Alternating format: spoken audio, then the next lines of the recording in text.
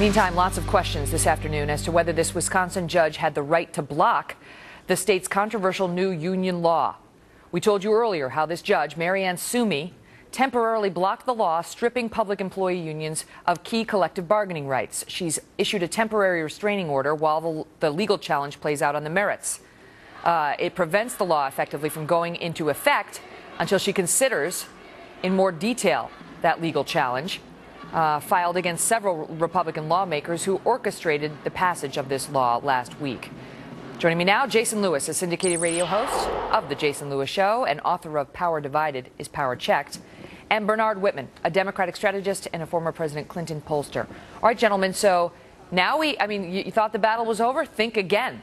It was a Democrat who challenged the law, and we're told that the judge who issued this ruling is known to be politically liberal, but that doesn't necessarily mean anything, Jason. I mean, you know, that doesn't mean she's biased. That doesn't mean she didn't look at the law fairly, and she is saying the Republicans had no right to do this. Well, what's amazing is the lengths the Democrats and big labor will go to in Wisconsin to thwart the will of the people. First, 14 senators leave the state.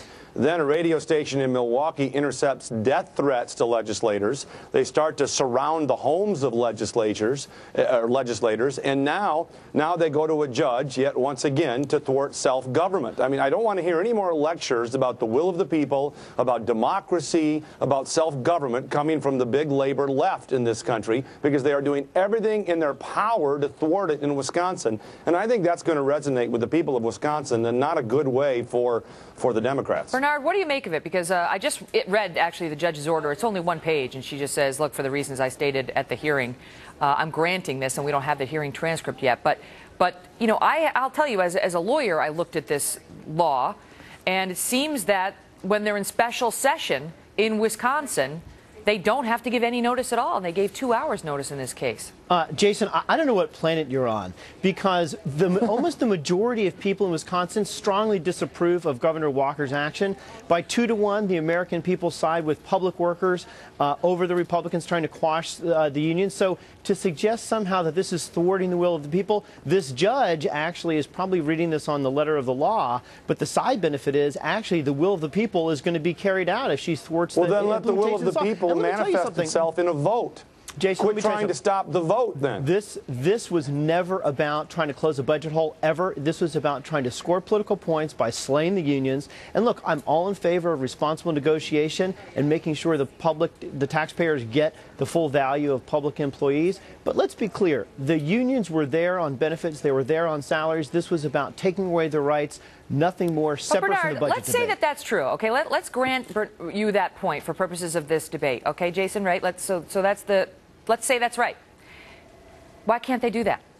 Collective bargaining is not a constitutional right, either at the federal or the state level in Wisconsin. Well, look, and so you had a Republican governor saying, this is what I want to do. And you had Republican lawmakers in the Assembly and the Senate saying, yep, us too. And they used a legislative trick to make it happen, and we'll have to see whether the judiciary is going to approve that or not. The Democrats weren't there. That's right, because this was not a serious conversation about how to close the budget deficit. Do you know what we end up with now? I'll tell you what we end up with. A 1%, that's right, a 1% savings in the budget, $37 million. We have a labor movement. But you're arguing the merits. In this country. Bernard, you're arguing the merits, which is all well and good, but that's for, you know, the run-up to the vote. And they had the vote, and you know, the defenders of the Republicans, Jason, say they did it without the Democrats because the Democrats were in Illinois. And the Republicans won the elections in 2010. You're talking about the will of the people. Let them carry out what they promised to do. And if you don't like it, you can make your case at the next ballot box. They are thwarting the elections of 2010. And what this really is about is denying the ability of these government unions to, against the will of members, collect dues for political purposes so they can give $400 million more to Barack Obama and Joe Biden. And that's what's got Bernard really worried about this never-ending cycle of taxpayers getting gouged in a legal monopoly, having their money taken from them, going to the government unions, and then the government unions electing those particular members who will give them more. That's what's really at work here. Let me ask you about that, Bernard, because we just had this latest poll out. I want to ask Bernard to respond to that, because the latest poll, this is Fox News, Opinion Dynamics, that just came in, literally, shows that 68% of those polled are concerned that public employee unions have too much influence over politicians. Look, Bernard, is it justified? There is no doubt that we need to look at every sector in the budget, entitlements, public sector unions, defense, healthcare. We got to look at everything.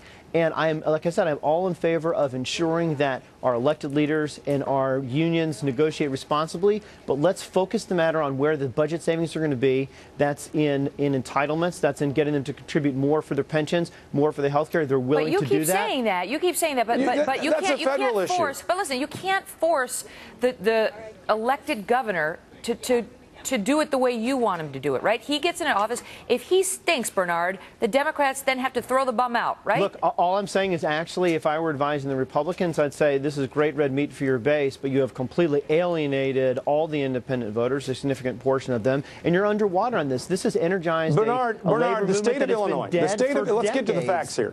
The state of Illinois has an $82 billion unfunded pension plan. What do you propose to do about it? The state of Illinois has an $82 billion unfunded guarantee to those government union workers that they have no idea how they're going to pay. What do you propose? I propose let's engage in responsible conversations with the partners at the table, which have to include the unions, instead of trying to make political points and poison the atmosphere. Well, that narrows it right down. We save little money and we poison the atmosphere. One thing's definitely for sure. It's never good when it winds up in the hands of a judge. I don't care whether they're left-leaning or right-leaning. That takes the power out of the hands of the people, and we'll see how it plays out. And why the restraining order, Megan? I think that's the legal question. Well, it's basically, I mean, TRO is just a placeholder, as you know, until the judge can actually consider it more fully on the merits. So we'll see. They say there's a hearing March 29th. We'll know more then. Guys, thank you both so much. Thanks so much.